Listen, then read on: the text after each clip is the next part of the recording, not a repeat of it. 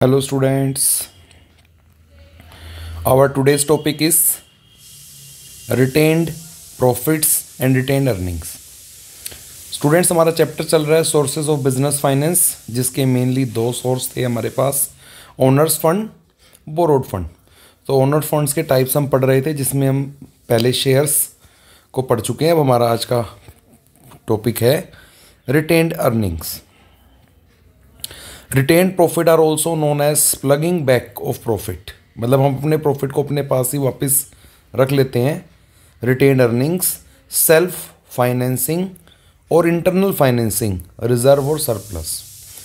Retain earning refers to undistributed profits after payment of dividend and taxes.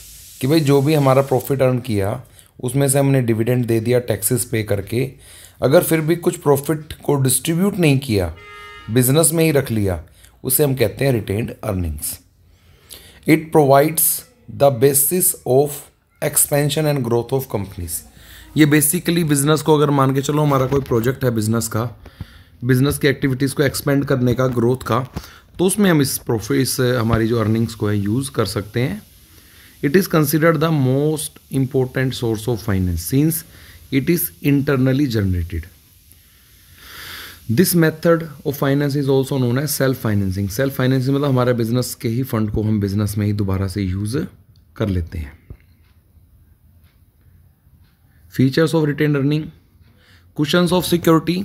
The retained earnings are considered as the cushion of security because they provide support in times of adversity when a company finds too difficult to arrange finance from any other source. तो ये हमें जो क्या कहते हैं business को उस time पे भी मतलब क्या कहते हैं हेल्पफुल होता है, सपोर्ट करता है, जब बिज़नेस को कहीं बाहर से कोई फंड अरेंज करने में डिफ़िकल्टी होती है. Funds for new and innovative projects. The retained earnings are common source of funds for financing risky and innovative project. कोई इनोवेटिव प्रोजेक्ट में हमने या रिस्की प्रोजेक्ट पे काम करना है, कोई रिसर्च या कोई वर्क है हमारा, तो उसमें हम कहीं बाहर से अगर मार्केट से कहीं पैसा लेते हैं तो उसको रिटर्न करना है वापस. लेकिन ये तो हमारी खुद की अर्निंग्स हैं, इनको हमें रिटर्न भी नहीं करनी है, तो उनको हम उन प्रोजेक्ट्स पे, इनोवेटिव या नए प्रोजेक्ट्स पे यूज़ कर सकते हैं. Medium and long term finance. Retain earning is considered as an ownership fund. It serves the purpose of medium and long term finance. Conversion into ownership fund, इसको हम ownership funds में convert कर लेते हैं.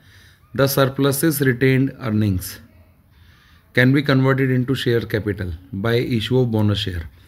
तो हम इसको बोनस शेयर के रूप में भी इशू करके भी इसको हम उसमें कन्वर्ट कर सकते हैं हमारी शेयर कैपिटल में. In issue of bonus shares there is no outflow of cash. इससे कोई आउटफ्लो नहीं हो रहा कैश का. Investors too are benefited by the issue of shares free of cost. तो इन्वेस्टर को भी फ़ायदा होता है कि उन्हें फ्री ऑफ कॉस्ट शेयर मिल गया, तो इससे हम इस अमाउंट को, इस पैसे को ओनरशिप फंड में भी ट्रांसफ़र या कन्वर्ट कर सकते हैं. Most dependable source. As an internal source this is the most dependable than the external source of finance. The external source depends upon the preferences of investors, market conditions etcetera. No interference. With retain earnings there is no increase in the number of share holder. इससे कोई share holder तो बढ़ नहीं रहे, तो इससे जो control है वो डाइल्यूट नहीं होगा, मतलब वो डाइल्यूशन नहीं होगा, उसका बटेगा नहीं, उन्हीं लिमिटेड लोगों के पास ही वो रहेगा. नेक्स्ट है हमारे पास GDR, global depository receipt. Global depository receipt is issued against issue of equity shares in global market. मतलब बेसिकली ये शेयर्स को इशू कर रहे हैं, लेकिन शेयर्स के अगेंस्ट यहाँ पर रिसिप्ट GDR इशू होगी ग्लोबल मार्केट में. Means these are indirect equity offering. मतलब एक तरह से इनडायरेक्ट इक्विटी का शेयर्स का ही है, शेयर ही इशू हो रहे हैं लेकिन इनडायरेक्ट फॉर्म में. The equity shares issued against GDR are held by an international bank called depository. तो एक हमारा कोई इंटरनेशनल बैंक होगा जो डिपोजिटरी होता है, उसके थ्रू ये इशूड होंगे. Company issue dividend notice, reports etcetera regarding the shares to the bank only. अब कंपनी कोई भी नोटिस देगी, कुछ भी रिपोर्ट देगी, कुछ भी देगी, वो किसको देगी? बैंक को ही देगी सिर्फ. The share are called depository shares. ये शेयर कौन से होते हैं? Depository shares, the holder of these shares do not get voting right, इन शेयर्स को कोई वोटिंग राइट नहीं मिलता शेयर होल्डर्स को।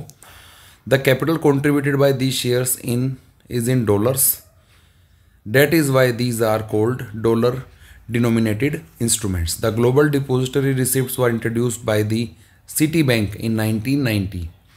देख तो सबसे पहले इसमें कैपिटल कलेक्ट होती है कौन सी करेंसी में, फॉरेन करेंसी में, और इसका प्राइस जो होता है वो इन्वेस्टर के लिए फिक्स होता है। नो वोटिंग राइट, कोई वोटिंग राइट नहीं मिलता, इजीली ट्रांसफरेबल होता है।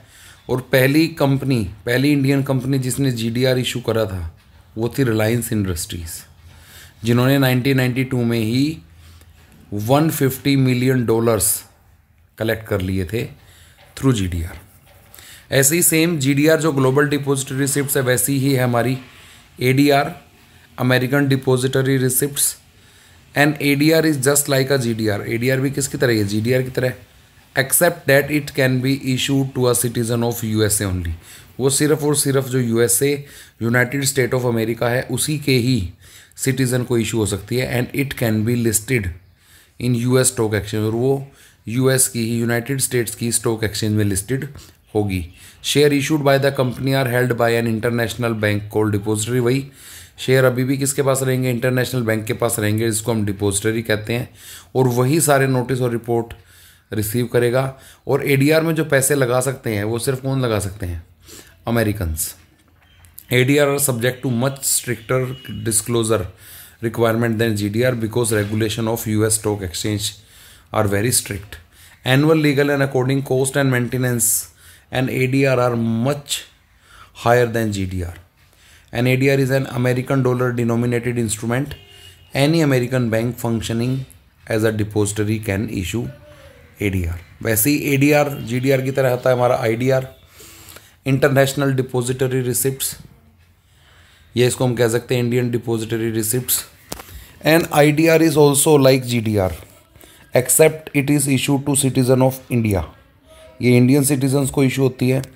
Through IDR foreign companies raised funds from Indian market, IDR के थ्रू वो इंडिया में IDR को इशू कर सकते हैं, और इससे हमारी फॉरेन कंपनीज है वो इंडियन मार्केट से फंड को रेज्ड कर सकती हैं। The foreign companies IDRs will deposit share to an Indian depository, वो इंडियन की कोई इंडियन बैंक के अंदर डिपोजिटरी होगी, वहाँ वो अपने शेयर्स को डिपॉजिट करेंगे।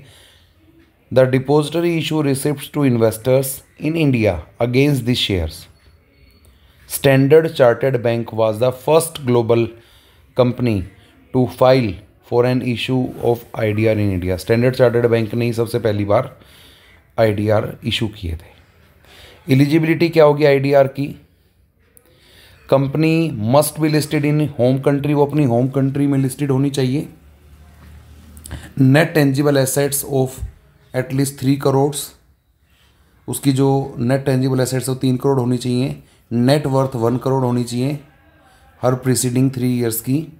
और रिजर्वेशन IDRs में क्या है, at least 50% of the issue is to be allocated to qualified institutional buyer, 50% तो इंस्टीट्यूशनल बायर्स को मिलेंगे, 30% मिलेंगे रिटेल इंडिविजुअल इन्वेस्टर्स को, और जो 20 बच गए वो नॉन इंस्टीट्यूशनल इन्वेस्टर के और एम्प्लॉयज़ के लिए होते हैं।